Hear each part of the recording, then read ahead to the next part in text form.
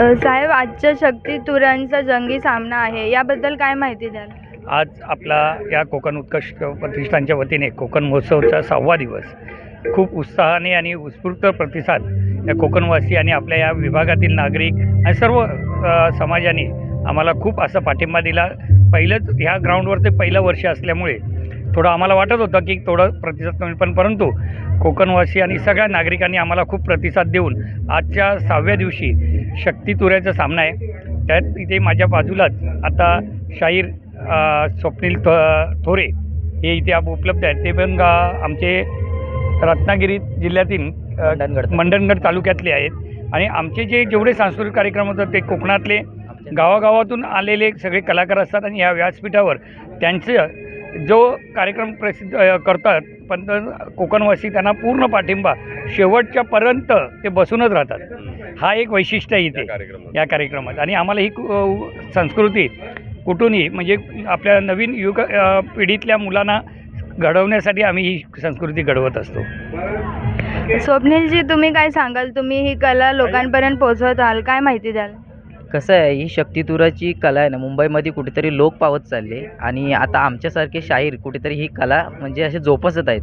तो आम्हाला पण आनंद वाटतो ही कला जोपासताना आणि एवढ्या मोठ्या मंचावर ही आपली कला सादर करणे अतिशय आनंद आहे. आणि ही कला आहे ना, म्हणजे हे शक्तीतुरा असं आहे की शक्तीवाले म्हणजे पार्वती आणि पुरुष म्हणजे शंकर, ह्या दोघांचं भांडण हे आपण दाखवायचं असतं स्टेजवर लोकांसमोर आणि मग त्यातून थोडं मनोरंजन लोकांचं होईल असं काहीतरी करायचं. आणि असे मोठे मोठे कार्यक्रम संजयदादा मोरे यांच्यामार्फत इथे केले जातात. त्यांचं करावं तेवढं कौतुक कमीच आहे, कारण असे कार्यक्रम आयोजन करणं हे एका दोघाचं नाही, संघटना पाहिजे त्यासाठी. तर ह्या आयोजन कमिटीचं आणि ह्या संघटनेचं आणि पूर्ण ह्या कल्याण आता जो हा कार्यक्रम चालू आहे, तर ह्या रसिकांचं आणि ह्या पूर्ण म्हणजे ह्या कलेवर प्रेम करणारे कोकणी माणसं आहेत, त्यांचं सर्वांचं मी हार्दिक स्वागत करतो. आणि मला कार्यक्रम करण्याची संधी संजयदादा मोरे आणि त्यांच्या सर्व आयोजन टीमने दिली, तर पुनश्च एकदा त्यांचं हार्दिक स्वागत करतो, हार्दिक आभार मानतो.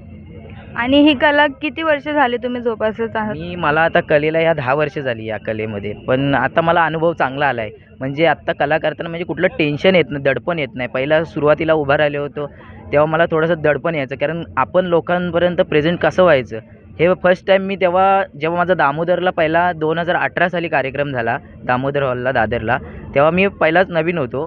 तेव्हा मी काहीतरी असेल 18-19 वर्षाचा, तेव्हा मी कला सादर केली होती. पण आता मला चांगला जम बसला आहे, मी लोकांपर्यंत चांगला सादर होऊ शकतो. आणि आज कोकण महोत्सवामध्ये कला सादर करताना कसं वाटत आहे तुम्हाला? नाही, मग बोललो ना, कोकण हा अनुभव माझा पहिलाच आहे. कोकण महोत्सवला मी पहिल्यांदाच कार्यक्रम करतो आणि ह्या साहेबांच्या दादांच्यामुळे संजयदादा मोरे यांच्या मार्फत हा कार्यक्रम आपल्याला भेटतोय करायला.